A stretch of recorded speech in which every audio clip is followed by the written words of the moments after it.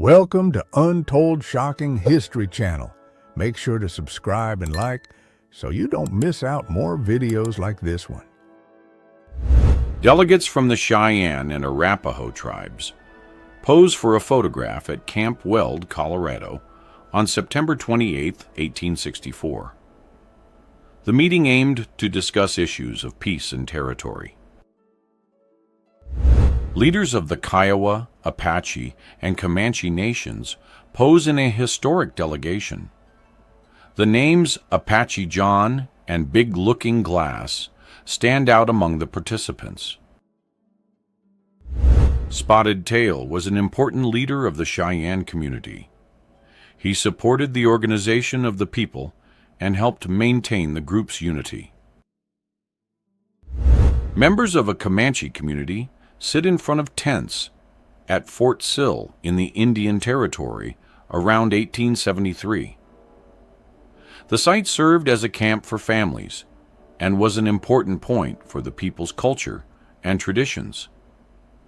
The photo shows the community's way of life and organization. People gathered to receive supplies at the Standing Rock Agency in North Dakota around 1885. The site served as a distribution point for supplies to communities in the region.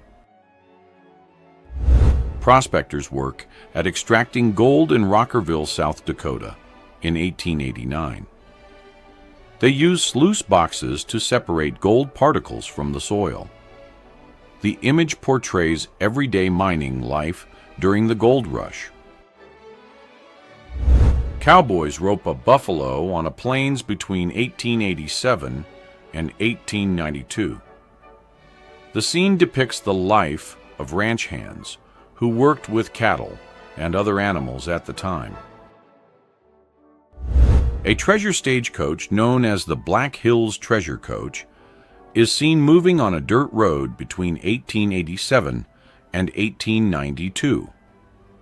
A treasure stagecoach known as the Black Hills Treasure Coach is seen moving on a dirt road between 1887 and 1892.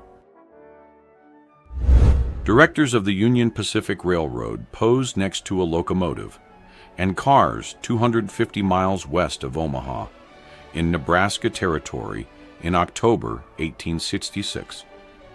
The site marked the railroad's progress line toward the western United States.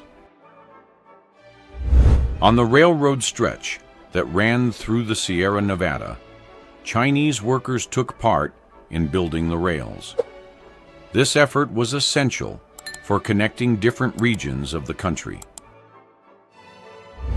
Between 1865 and 1869, in the Sierra Nevada, California, crews built a snowplow to clear paths through the mountains. This tool helped keep routes accessible, ensuring the transportation of people and supplies. In 10 Mile Canyon, Nevada, workers built iron rails along the river. This work helped expand the railroad network and connect different communities. Men work on a wooden railway, transporting a huge log on a wagon pulled by 8 horses around 1902. H.W. Elliot poses for a photo mounted on his horse during the Hayden Survey around 1870. The photograph, taken by William Henry Jackson, shows the everyday work and scientific exploration of that era. In the 1860s, a crew worked on a construction train near the Green River. This transportation helped expand railroads and connect new regions. At a camp near Belmont, Nevada, officers and aides gathered to plan their activities in 1871. The tents in the background sheltered the teams during their work in the region. In 1888 in Oklahoma Territory, Company C of the 5th Cavalry helped maintain order before the official opening of the lands. The group worked to protect the organization and well-being of the local population. During the 1874 Custer expedition in Dakota Territory, officers and team members gathered in a tent to share a moment of rest. They took the time to talk and relax amid the expedition's activities. Men set up camp on a trail in the Sierra Nevada mountains around 1866. The image depicts travelers or workers in a remote area, reflecting the challenges faced by those venturing through these landscapes at the time. A group of children poses for a photo in front of a school at the Pine Grove Mining Camp in Nevada around 1895-1896. In a Pawnee village, earthen houses were built to shelter families and protect them from changing weather. These structures were made with wood and mud, creating comfortable and safe environments. At the Pine Ridge Agency, Red Cloud's house served as a home and meeting place for important community gatherings. The simple wooden structure reflected life in the region, highlighting Red Cloud's leadership role. In Oklahoma Territory, Kiowa tents and teepees formed a camp used as a place for rest and work. People dried meat for storage, taking advantage of local resources. In Indian Territory, members of the Kiowa community depicted important events on animal hides. These paintings served as records of local traditions and stories. A Native American woman poses in front of a tent in Minnesota in the 19th century. She wears traditional clothing and jewelry that represent her people's culture. In Deadwood in Dakota Territory, a hose team composed of Chinese community members took part in a traditional race. They won the competition known as the Hub and Hub, held in July 1888. In Arizona Territory in 1883, an ox team was used to transport supplies. This type of transportation helped connect communities and support local trade. Men prepare meals outdoors using cooking equipment and a chuck wagon during a cattle drive in Texas around 1900. This type of wagon served as a base for food preparation and rest during field work.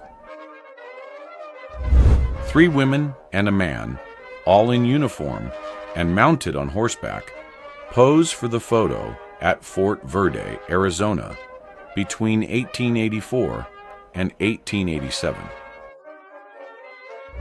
At the foot of the canyon on the Daya Trail in Alaska, workers improvised a shelter with a tarp and some logs. They organized sacks of supplies and basic utensils to survive in the region. In Wyoming Territory in 1893, a small wooden building was used as a detention facility. It was built to maintain order and discipline in the region. People in wagons gather in front of the Wells Fargo and Coors office in Virginia City, Nevada, around 1866. The site was an important hub for transporting goods and mail at the time. The image highlights the city's economic activity and bustle. Vaqueros from the Aztec Land and Cattle Company pose in front of a building in Holbrook, Arizona Territory, around the 1870s and 1880s. These workers tended herds and were part of the local economy. In Uncompahgre Canyon, Colorado, people on horseback gathered in front of the Wayside Inn. This site served as a rest and support point for travelers crossing the region. In the Borans Gulch area in La Plata County, Colorado, men worked to extract gold in 1875. They built wooden flumes to help with the process of separating gold from the earth. In rural Nebraska, a family posed in front of a house made of adobe. showing life in the countryside. The simple home sheltered a family with young children, reflecting the effort to live with few resources. In an open field in Laramie County, Wyoming, tents were erected to shelter a research group in 1870. People relied on simple tools and animals to aid in camp activities. In Echo, Summit County, Utah, a person set up camp next to rock formations. This site served as a rest and shelter point during travels in the region. On February 20, 1894, a sandstorm passed through the city of Midland in Texas. The large amount of dust covered houses, trees, and fields, changing the local landscape. Industrial facilities of the Gould and Curry Smelting Works complex in Virginia City, Nevada, photographed around 1867. Between 1883 and 1888, Buena Vista Farm, in Kern County, California, was an important agricultural production site. People used horses and simple equipment to move large quantities of hay. In a snow-covered area in Alaska, people posed in front of an improvised tent in 1898. The scene shows companionship and solidarity among friends, depicting life in the region. In downtown Hot Springs, South Dakota, the Minnetonka Hotel housed visitors seeking rest and relaxation. The building featured broad porches and many windows, providing comfort to guests.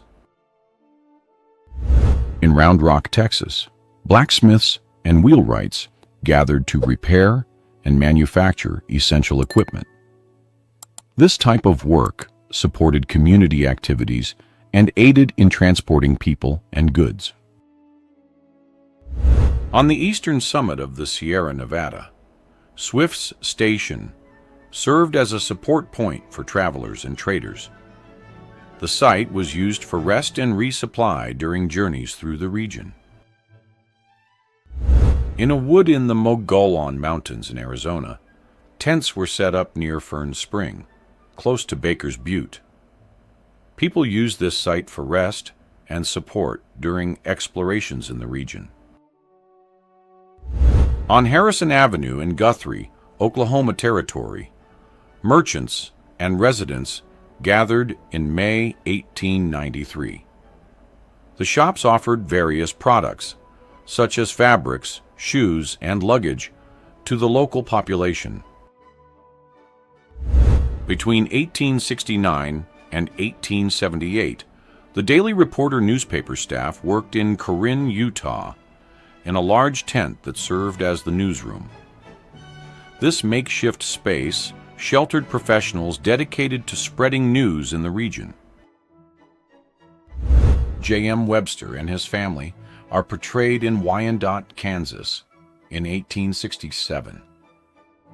The image shows family life in a rural setting, with typical clothing of the era. In El Dorado County, California, wooden houses and structures were common to support travelers. The site known as Slippery Ford served as a support point for those crossing the region. In the Colorado Desert, California, mule-drawn wagons traveled along the Butterfield stage route. This route was used to transport people and goods over long distances. In Midland, Texas, boarding houses helped shelter visitors and workers in the city. People gathered on the porch and the ground floor, showing the community life of the era. In Finney County, Kansas, cowboys and a cook team gathered to prepare meals and rest. The supply wagon was essential to support long runs on the range. In Butte County, California, a group of people gathered near Coal Canyon Flume to rest and talk. In the city of Guthrie in Indian Territory, people and wagons filled the busy streets.